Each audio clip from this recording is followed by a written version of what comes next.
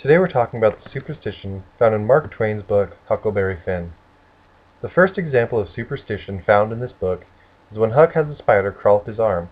He freaks out, flicks the spider off of his arm, and it lands in a candle.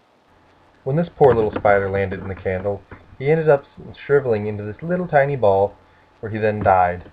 After that, Huck decided he was going to take off all his clothes and spin in a circle clockwise 7 times. This is one of the superstitions found within the first few chapters of the book. Not too much further into this book, Huckleberry Finn, as he's going outside in the snow, notices some footprints that belong to Pap. Pap is his father, who has for many years neglected him, who is a heavy alcoholic and not very well liked in the town. Tom goes to a slave named Jim, who believes he has this hairball that he considers magic. Jim tells Huck that he has to pay the hairball for him to say what is going to happen. So Huck brings out a counterfeit quarter, gives it to the hairball, and then listens to it. Well, not exactly.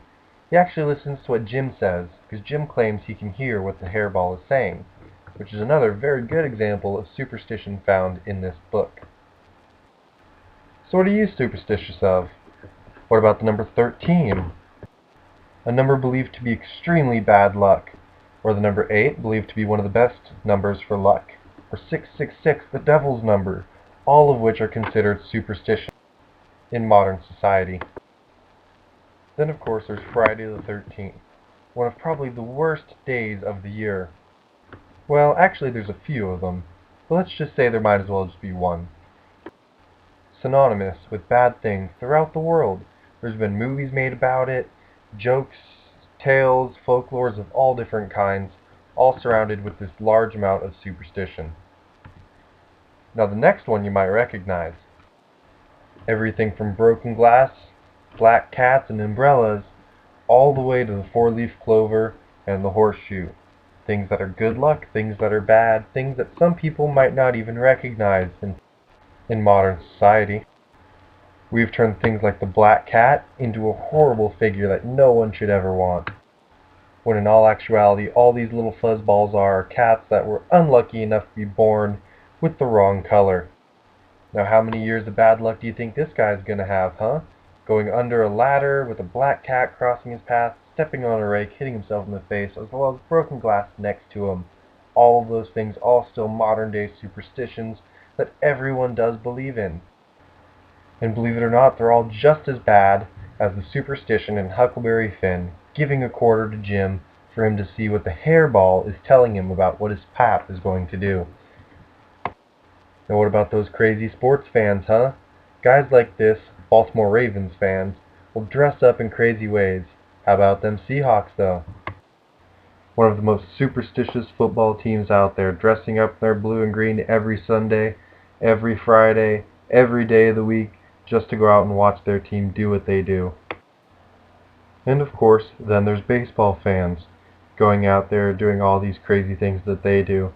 Personally, not a baseball fan, but there are those people who wear things like this kid here, with his baseball mitt on the back of his head watching the game, cheering "Go Vikings" with every time he gets the chance. And speaking of young kids and superstition, do any of you remember the Halloween special of the Peanuts? There's superstition everywhere. For instance, the Great Pumpkin, where the little guy just sits around all night while Charlie Brown goes out and goes trick-or-treating. He comes back, and then of course, oh no, I'm doomed, he's not going to come. One of the biggest superstitions you see as a little child watching TV, or even watching a movie at school. Then you get a little older and oh, now there's video games. Another big input of superstition on young people's lives.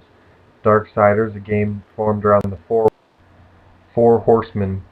They go by war, death, famine, and conquest, all of which have different games of Darksiders formed around them, showing the difference in superstition. I hope you all enjoyed this video. It was created by Mark, DeAndre, Brandon, and Cameron. All of us have been putting in our inputs on what we think should be in this video, and we've all definitely had a lot of fun making it. I hope you've enjoyed this short presentation, on the different superstitions you can find in Huckleberry Finn and in everyday life.